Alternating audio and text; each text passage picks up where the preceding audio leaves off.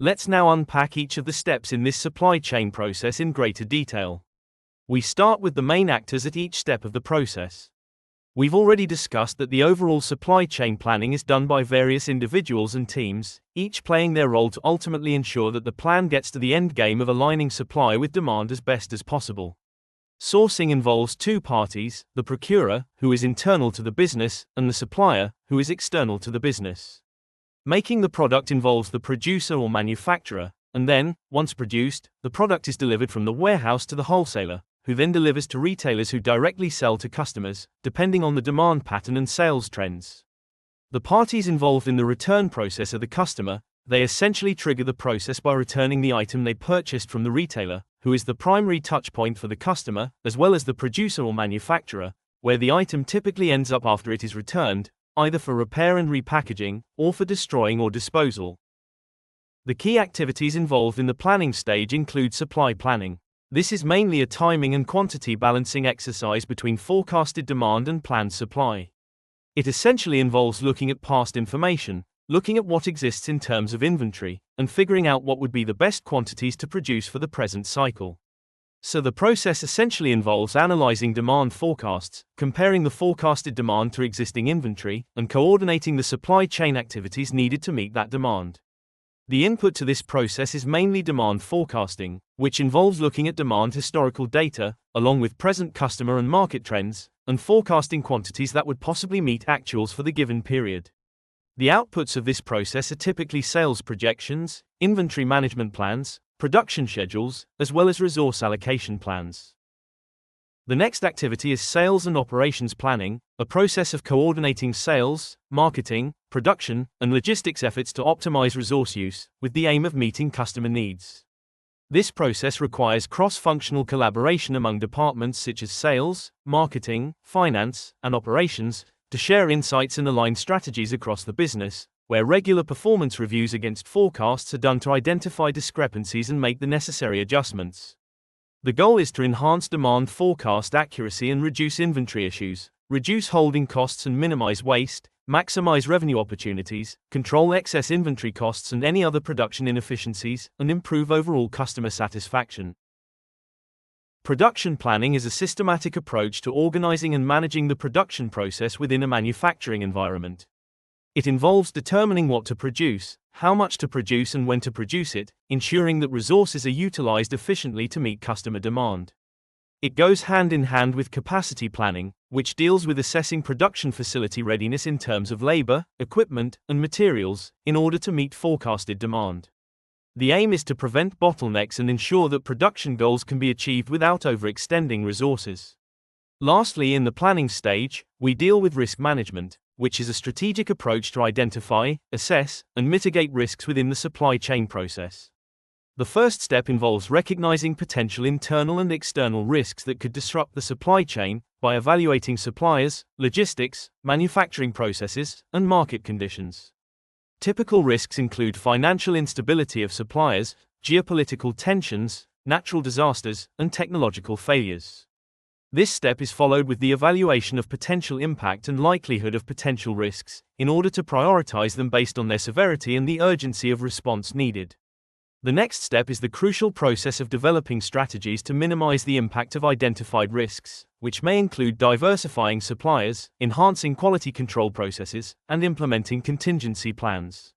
These strategies are then aligned with overall business objectives to ensure effective execution across the business, with continuous monitoring and evaluation to ensure that the necessary adjustments are made in order to take into account new threats or changes in existing risks.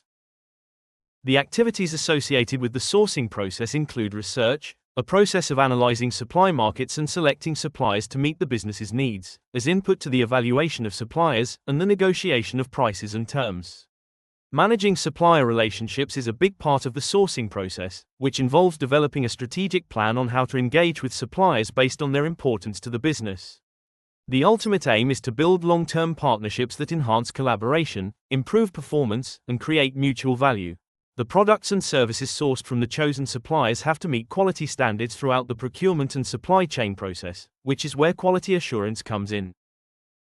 The process of sourcing products and services from suppliers is not just a run-of-the-mill process one just takes for granted. This process is critical to the supply chain value chain and therefore has to be strategic.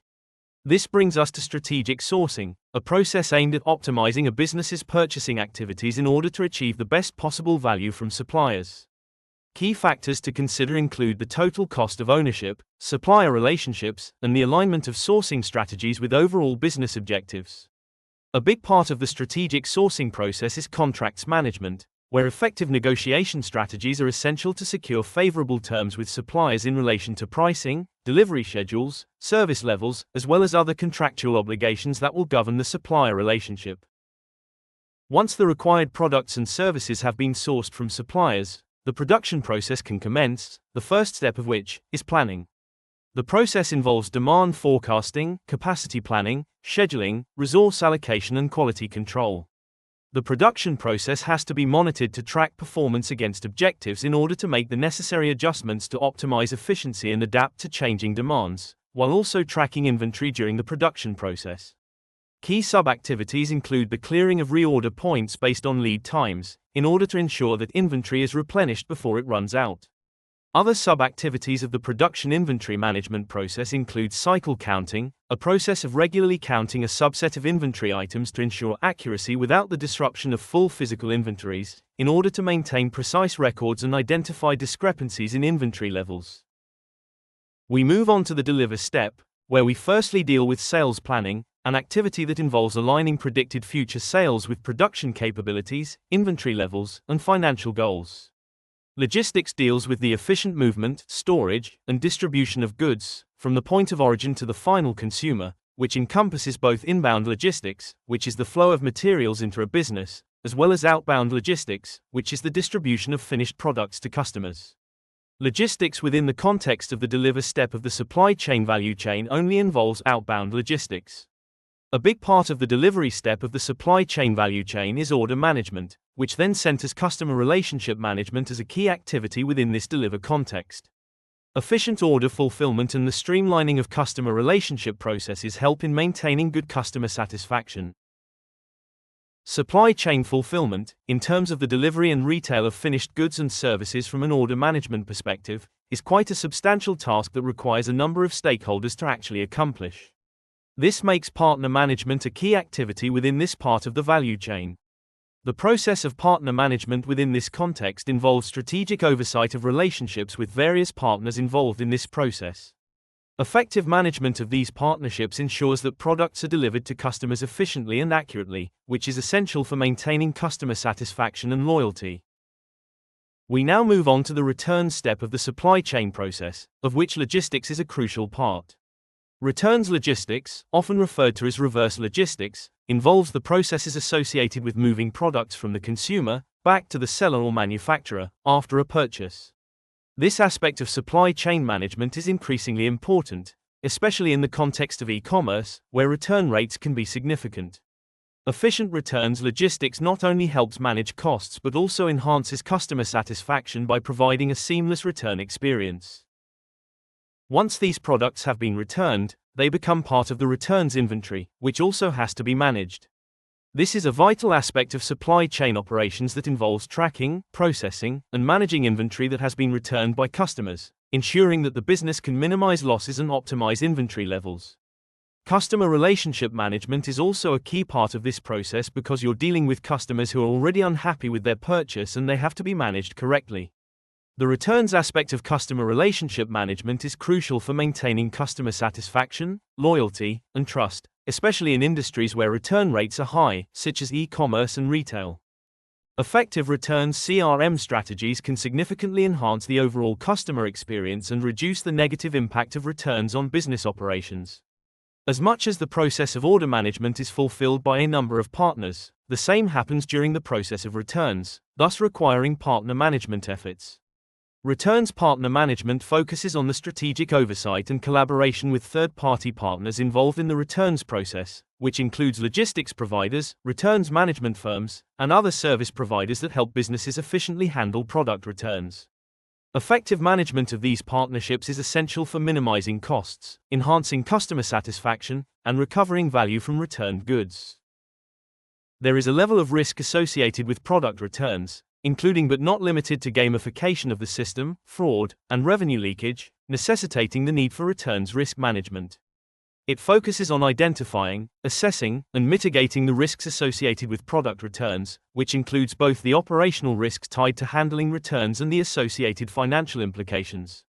Inefficiencies in processing returns can lead to delays and increased costs. High return rates can also negatively impact cash flow and profitability, and poor handling of returns can harm customer perceptions and lead to loss of business.